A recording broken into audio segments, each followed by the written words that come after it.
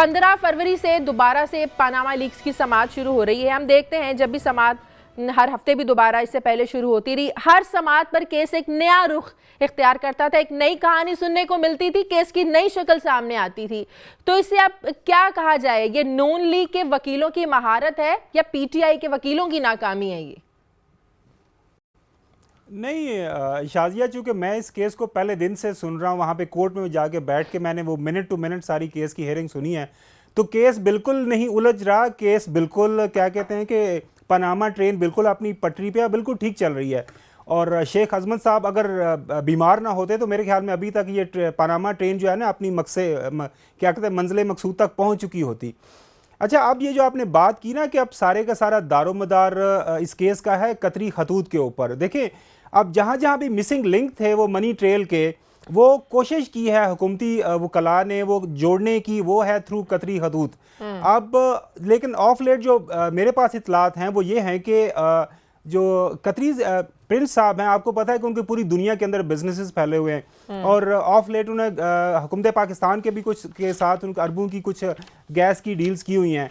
तो इनके जो कारपोरेट लायर्स हैं, कुछ पाकिस्तान में बेस्ड हैं, कुछ कतर में, और कुछ इंटरनेशनल लेवल पे भी इनको जो इनपुट इन्होंने लिया है कि अब मुझे खतूत तो मैंने दे दी है, क्या इससे आगे मुझे जाना चाहिए या नहीं जाना चाहिए। तो इनके वकला ने इनको ये मशवरा दिया है कि आपने ख़त तो दे दिए, क्योंकि आपने खतूत के अंदर एक खत में आपने अपने वालिद साहब को मंसूब किया है कि मैंने उनसे सुना, एक खत में आपने अपने बड़े भाई को रेफरेंस किया है उनकी तरफ, और दोनों इस दुनिया में मौजूद नहीं है, लिहाजा वो तो ठीक है, आपने जो कुछ करना था कर दिया। इसके बाद जब अगर आप आगे जाएंगे, कोर्ट के अंदर जाके पेश होंगे, क्योंकि किसी मौके के ऊपर अगर इन खतूत को सही गवाही के तौर पर लिया जाना है तो उसके लिए आपको पेश होना पड़ेगा, किसी ना किसी लेवल पर आपके साथ आपकी क्रॉस एग्जामिनेशन होगी। तो उस पर इनके वकाला ने उनको यही मशवरा दिया है कि आप